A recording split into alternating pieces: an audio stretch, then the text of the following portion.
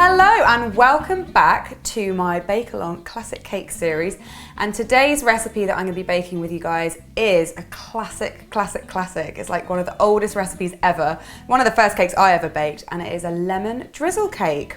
And if you've never made one before, I don't quite know how you've managed to get through this far without it. It is a real citrusy, zingy little number. It's really super easy and it doesn't require any decoration because it already looks really awesome, and I'm going to show you how to make it. So hopefully you have got all your ingredients ready.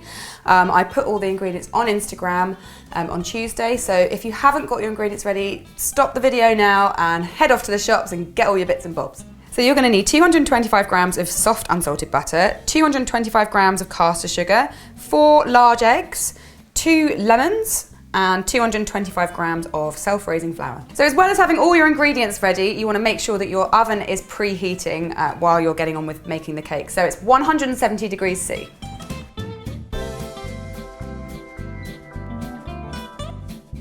Right, the first thing that we need to do is cream the butter and the sugar together. I'm using my freestanding mixer. You can do this with a hand whisk, the electric ones, or just with a wooden spoon, brute strength. So I'm going to put the sugar and the butter in.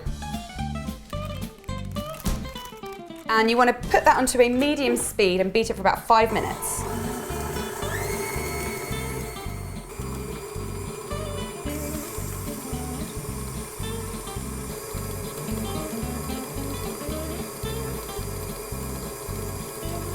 So while that is creaming together, this is a great opportunity to get your tin ready, and I'm going to be using a regular loaf tin. If you haven't got one of these, you can use an 8-inch round tin. Just make sure it's fairly deep to give it room to rise. And to prepare your tin, I would recommend greasing it and lining it. So I'm just going to be using a spray grease. You can use butter or anything at all, like oily stuff, and give it a good spray. And then I'm using grease-proof paper, which I have made quite long so that I've got enough to come up the sides to give it to give me some extra bits that I can hold on to take it out later. And also it's just wide enough for the bottom of the tin. So you might be wondering why I'm using grease-proof paper to line the tin rather than, say, maybe buttering and flouring it, which is, you do in some recipes.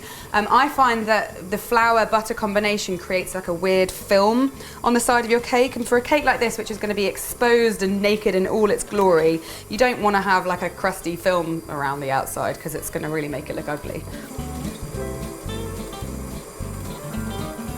So that's my tin ready. While this has still got a little bit left going, I'm going to zest my lemons. So make sure that you give your lemons a good wash, especially if they're not unwaxed lemons. You don't want any kind of weird wax stuff going in. And just use a nice fine grater. So I think this is a classic, but if lemon's not your thing, then you could use other citrus fruits. Like I've actually done a lime and coconut drizzle cake on my channel, which you can check out. Blood orange is really nice when that's in season, as are bergamots, which are similar to a lemon but with a slightly different flavour. That should do it. Now this has had 5 minutes, so I'm just going to turn the speed down a little bit because it's time to add the eggs. And I'm using 4 large eggs, and I'm going to crack them in one by one and then give it a good beat after each one. I always use large free-range eggs. If you can get hold of free-range organic eggs, then you will really see the benefit in your cakes. Not only is it better for the hens, it's just they make such better cakes. So make sure you do that. You'll get a better colour and all sorts. I really loved seeing all of your bakes from a couple of weeks ago when we did the Devil's Food cake. There were so many, I was really blown away, so well done all of you. In particular, some of the ones I really liked were Jem Lee at Magic, Hey It's Jew, Moni's Minis, Nathan O'Ribby and Luna Luma, who all produced fantastic cakes. So keep up the good work, and if you do bake this one, make sure you put it on Instagram and use the hashtag Cupcake Jemma Bakes. So my eggs are combining nicely, so once your mixture is all nice and smooth, just add the next egg. This is one of my favourite cakes, and all the way back from my childhood this was one of my favourites because my grandma used to make it for me, which is testament really to how popular it has remained throughout time, because it was one of the cakes she baked first when she was a child, so it's been around for a long time and it's still rocking. So while these are going, I'm actually going to put my lemon zest in just before the last egg goes in. And there isn't really any hard and fast rule about when to put the zest in. You can put it in right at the beginning if you want to really batter the zest up a bit, or you can put it in with the flour. It's really up to you. So that's my last egg, and it's looking pretty good. It's starting to curdle a little bit, and that's absolutely fine. Do not panic if that happens. But because I'm using a freestanding mixer, I'm actually going to stop the whole thing and give it a good scrape down just to make sure that all of the buttery bits are mixing in with the egg. This wouldn't be so much of a problem if you're doing it by hand, obviously, because you can kind of move yourself around. But once you've scraped, you can whack it back on just for a final beating, just to make sure all of that gets mixed in. Just for a minute or so.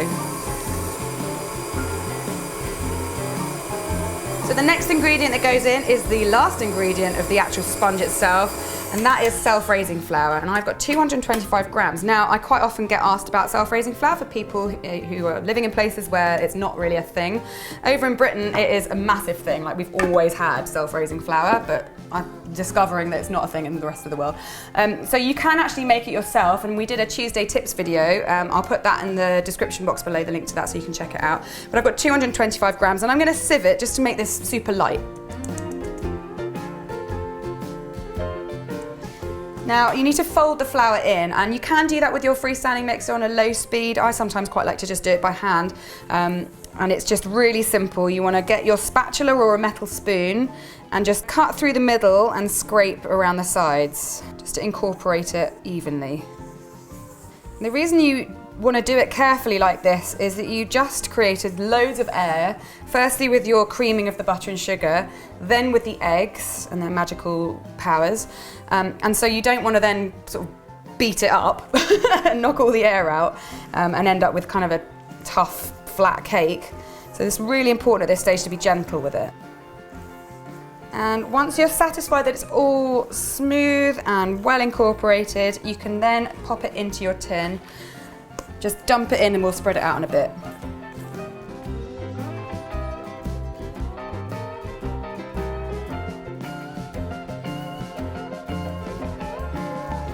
Now, obviously, your tin might be slightly different to mine, and they come in all different sizes and shapes. So the general rule is 2/3 or 3/4 full. It needs to have room on the sides to grow. And if you have a bit of leftover batter, then just pop it into some cupcakes rather than forcing it into the tin, because you don't want to have an overflowing loaf. It needs to look pretty, right? And I'm going to just level this off with a palette knife to see where I'm at. You don't need to make it like spirit level flat, you just want to level it out a little bit so that it doesn't have too much work to do in the oven. And I'm now going to bake it. So we've already preheated our oven to 170 degrees C, and this takes quite a long time. It takes about 55 minutes, but I'm going to check it at 45 and 50 minutes just to make sure.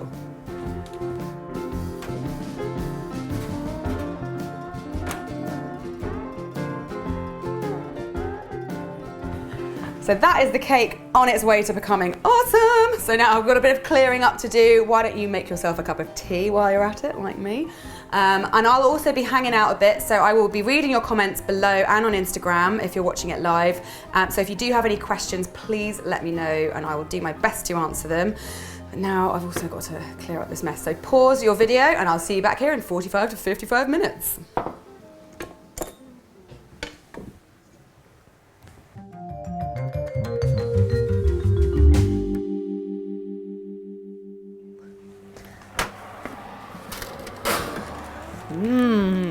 Oh, this smells really good. And I'm just going to check it with my skewer, which is clean. So I'm going to leave this to one side just to cool a little bit and get on with making the drizzle. Now the drizzle part is what gives the lemon drizzle its name, and it is very, very simple. So remember the lemons that we used earlier? Well, I hope you didn't throw yours away because these have got so much good stuff inside. All the juice is going to be used for both of these lemons, and I'm adding it to 100 grams of caster sugar. So cut your lemons in half, and you can use whatever kind of juicer you like. I've got this really cool contraption which really gets a lot of the juice out. So I'm going to go straight into the sugar here.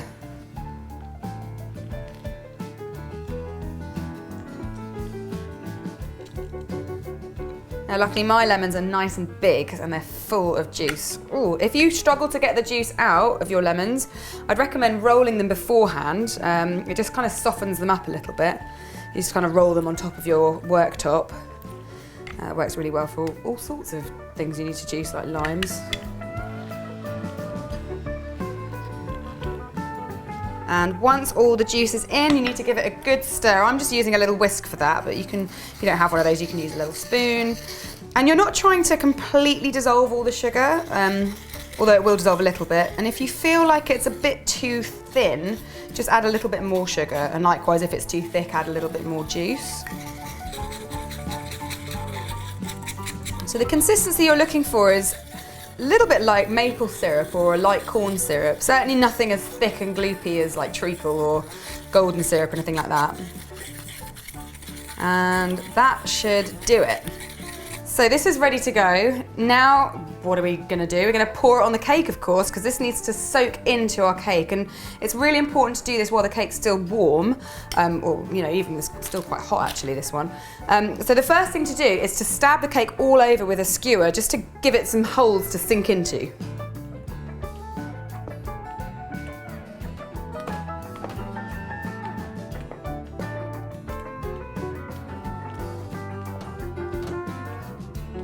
I think that's enough holes now. And just to make it a bit easier, why don't you pour it into a jug first, just to make drizzling a little bit less messy.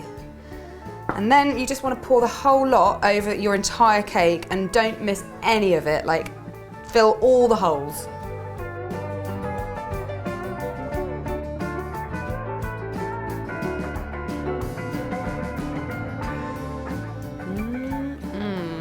It might seem like it's pooling a little bit in the corners, but don't worry, all of that is going to sink into the cake and it's going to be so moist and yummy. But it's still a bit warm, so you want to leave that to cool for 15 to 20 minutes. I recommend serving this slightly warm, but pause the video now and we'll come back and have a slice with a nice cup of tea.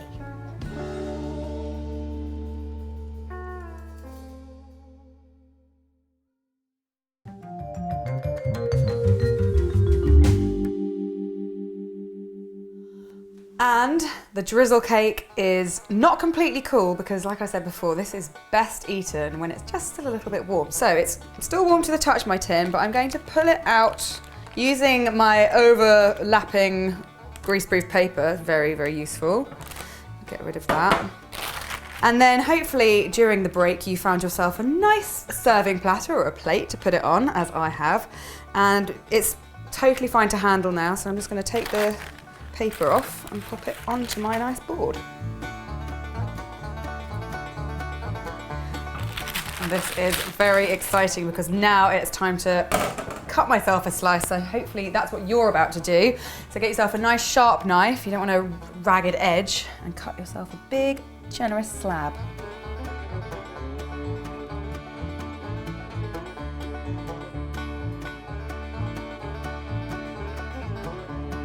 And there it is, a delicious, moist, zesty lemon drizzle cake that hopefully you are looking at right now in real life, wherever you are. So well done. Don't forget, you must take a picture and put it on Instagram using the hashtag Cupcake Jemma Bakes so that I can see it and so that everyone else can see what you've been up to as well, because it's a really fun thing to bake with friends. And I will be back in a couple of weeks for another bake-along, and this one is going to be for a bundt cake. So this is a really good excuse to get that bundt tin you've been dreaming about. It's going to be on Sunday the 10th of March, which actually just happens to be the day after my birthday, so feel free to get me a present if you like. And I will be putting the shopping list for that on Instagram at Cupcake Jemma on Tuesday the 5th of March. So make sure you're following me so that you don't miss that. And I'll be back at the regular time on Thursday at 6:30 with a little something from the C&D gang. So I will see you then. Bye.